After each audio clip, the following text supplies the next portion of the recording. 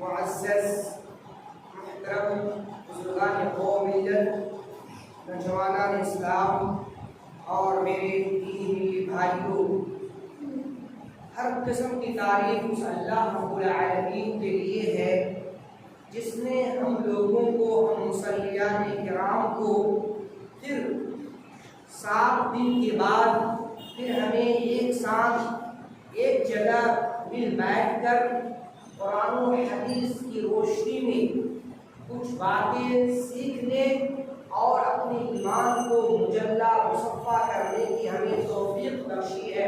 کہیے الحمدللہ۔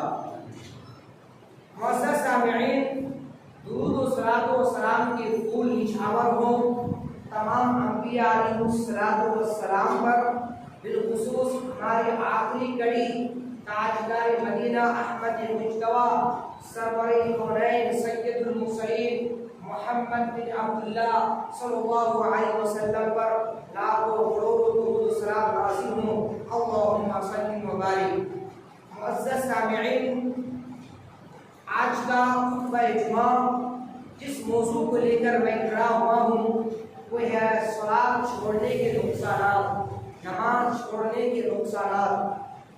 معزز سامعین، ہم سب جانتے ہیں کہ اللہ رب العالمین نے ہمیں اور آپ کو صرف اس کی عبادت کے لیے، اس کی بندگی کے لیے پیدا فرمایا ہے۔ یہ میں نہیں کہتا بلکہ اللہ تبارک و تعالیٰ کا قرآن خود اس کی شاہد ہے۔ وہ فرماتے ہیں وَمَا خَلَقْتُ الْجِنَّ وَالْإِنسَ إِلَّا لِيَعْبُدُونَ، ہم نے انس کو اور جنات کو محض اپنی عبادت کے لیے، اپنی بندگی کے لیے پیدا فرمایا۔ اس آیت کریمہ سے پتہ ہم لوگوں کو چلا کہ ہمارا اور آپ کی جو تخلیق جو ہوئی ہے، تخلیق کا واحد مقصد، ایک ہی مقصد، ایک عام مقصد کیا ہے؟ اللہ کے سامنے اپنے ماتھا کو ٹیکنا ہے، اللہ کے لیے عبادت کرنا ہو۔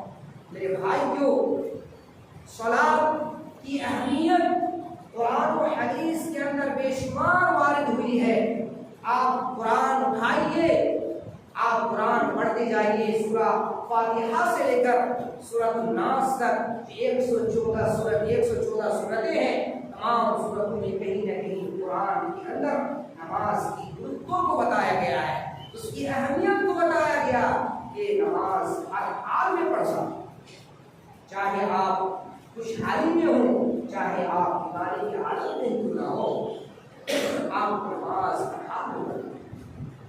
میرے بھائیوں، نماز آپ کو نیکی کی طرف کھینچ کر لے جائے گی۔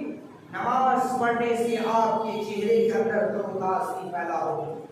نماز آپ کو برائیوں سے، گندی چیزوں سے آپ کو روکے گی۔ خود اللہ تعالیٰ فرماتا ہے ان الصلاۃ تنہی عن الفحشاء والمنکر، بلا شبہ نماز انسان کو، جو نماز پڑھتا ہے، جو ویکتی نماز کے پابند ہے، جو بزرگ نماز پڑھتے ہیں، ان الصلاۃ تنہی عن الفحشاء والمنکر، اللہ تبارک و تعالیٰ فرماتا ہے کہ نماز انسان کو منکر چیزوں سے، برائیوں سے، گندگی چیزوں سے روکتی ہے۔ کون چیز روکتی ہے؟ نماز روکتی ہے۔ اس حدیث، اس آیت سے بھی پتہ چلا کہ نماز کی اسلام میں بڑی اہمیت ہے، نماز کو پڑھنا ہی ہوگا۔ میرے بھائیوں، جو شخص نماز پڑھتا ہے، کیونکہ اللہ تبارک و تعالیٰ نے فرمایا قد افلح من تزکا وذکر اسم ربہ فصلی، کہ وہ شخص کامیاب ہو گیا، وہ شخص جنت میں چلا جائے گا۔ قد افلح من تزکا وذکر اسم ربہ فصلی، جس نے اپنے رب کو یاد کیا، فصلی، اور نماز پڑھی۔ اس آیت سے بھائیوں یہ چلا کہ اگر نماز پڑھیں گے تبھی ہم جنت جا سکتے ہیں، ورنہ نہیں۔ کیونکہ میرے بھائیوں، قیامت کے دن جو سب سے پہلے حساب لیں گے اللہ تعالیٰ آپ سے، سب سے پہلا حساب آپ کا ہوگا نماز کے تعلق سے ہوگا۔ اگر نماز آپ نے پڑھی ہے تو آپ کا ٹھکانہ جنت ہوگا۔ اگر آپ نے نماز نہیں پڑھی، آپ نے صلاۃ میں لاپرواہی کی، جان بوجھ کے صلاۃ کو چھوڑ دیا، کاہلی سستی کی وجہ سے آپ فجر میں بیدار نہیں ہو پائے، صلاۃ الفجر کو چھوڑ دیے، یقین جانیے ایسے لوگوں کے لیے فقط خاب و خسرا، اس کے لیے نقصان دہ ہے اور ناکام ہو جائے گا قیامت۔ میرے بھائیوں، آئیے اصل موضوع کی طرف آپ کو لیے چلتے ہیں کہ صلاۃ کے چھوڑنے کے کیا کیا نقصانات ہیں۔ میرے بھائیوں ذرا غور سے سنیے اور اس پیغام کو آپ اپنے گھروں کے ہر افراد تک پہنچائیے۔ میں منبر رسول سے آپ کو یہ پیغام دینا چاہتا ہوں، میرے بزرگوں، میرے دوستوں، میرے نوجوانوں، صلاۃ چھوڑنے کا سب سے پہلا نقصان یہ ہوگا کہ وہ صلاۃ چھوڑنے کی وجہ سے دخول جہنم میں رسید کر دیا جائے گا۔